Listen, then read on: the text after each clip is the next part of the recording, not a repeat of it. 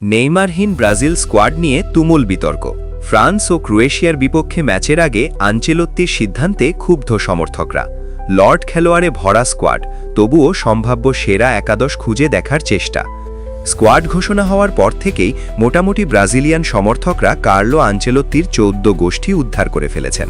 আসলে এটা খুব অস্বাভাবিকও নয়, কারণ শুধু ব্রাজিল নয়, পুরো ফুটবল বিশ্বেইটাকে শেষ নবাব বলা হয়। সেই ব্রাজিলিয়ান প্রিন্স নেইমার জুনিয়রকে স্কোয়াডে না রাখায় সমর্থকদের ক্ষোভটাই যেন স্বাভাবিক হয়ে উঠেছে।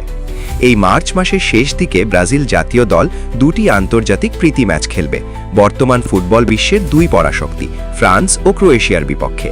এই 2 ম্যাচকে সামনে রেখে mastermind coach Don Carlo Ancelotti ব্রাজিলে স্কোয়াড ঘোষণা করেছেন। সেখানে কয়েকজন তথাকথিত লর্ড খেলোয়াড়কেও রাখা হয়েছে।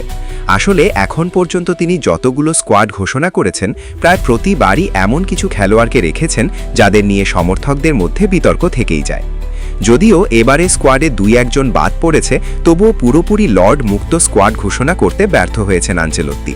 সেই স্কোয়াড নিয়ে অনেকেই অনেক রকম মতামত দিচ্ছেন, তবে স্কোয়াড নিয়ে আর বেশি কিছু বলতে চাই না। মূলত আমি সামনে আনতে চাচ্ছি ভিন্ন একটি বিষয়। স্কোয়াডে যাদের রাখা হয়েছে তাদের মধ্য থেকেই আগামী 2 ম্যাচে সম্ভাব্য সেরা স্টার্টিং লাইনআপ কেমন হতে পারে সেটা নিয়ে কিছু ভাবনা। আমাদের রাইট উইঙ্গার রাফিনহা থাকলেও বর্তমানে বার্সেলোনায় সে নিয়মিত রাইট উইঙ্গে খেলে না। অন্যদিকে এস্তে বা উইলিয়াম ইনজুরির কারণে স্কোয়াডে নেই। আবার দুর্দান্ত ফর্মে থাকা অ্যান্টনিকেও ডাকা হয়নি। সেই হিসেবে রাইট উইং সামলানোর জন্য বোর্নমাউথের তরুণ খেলোয়াড় রায়ানকে ভাবা যেতে পারে। তার খেলায় গতি, ড্রিবলিং ও স্কিল সবকিছুরই ভালো সমন্বয় রয়েছে। আর লেফট উইঙ্গে তো সেই চিরচেনা ভিনিসিয়াস জুনিয়র, আর তার সাথে গ্যাব্রিয়েল মার্টিনেল্লিও আছে। আর যেহেতু এই স্কোয়াডে সেভাবে ক্রিয়েটিভ বা গোল তৈরি করার মতো পর্যাপ্ত খেলোয়াড় নেই, তাই সেই দায়িত্বে রাফিনহা থাকতে পারে। অন্যদিকে কুনহাও আছে আক্রমণ ভাগে। স্ট্রাইকার পজিশনের জন্য জোয়াও পেড্রো, ইগার থিয়াগো এবং এনরিক এই 3 জনকেও বিবেচনায় রাখা হয়েছে। মিডফিল্ড নিয়ে খুব একটা বিতর্ক থাকার কথা নয়।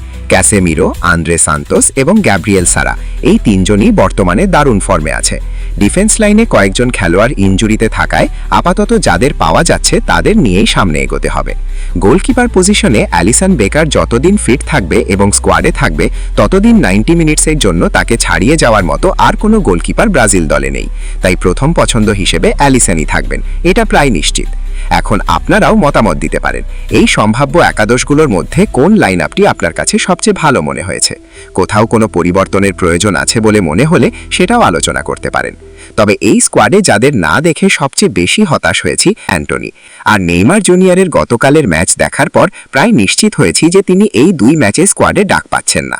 যদিও গতকালও তিনি একটি অ্যাসিস্ট করেছেন, কিন্তু তার সামগ্রিক পারফরম্যান্স, স্কিল, ড্রিবলিং ও মুভমেন্ট দেখে মনে হয়নি যে তিনি আসন্ন 2 ম্যাচের জন্য আনচেলত্তির পরিকল্পনায় আছেন। তবে শেষ পর্যন্ত আমাদের সবার প্রত্যাশা একটাই, ব্রাজিল জাতীয় দল যেন ছন্দময় ফুটবল খেলতে পারে এবং দলের জন্য জয় বয়ে আনতে পারে। সেটা যার মাধ্যমেই আসুক না কেন, আমাদের মূল লক্ষ্য একটাই, ব্রাজিলের জয় এবং সুন্দর ফুটবল উপভোগ করা।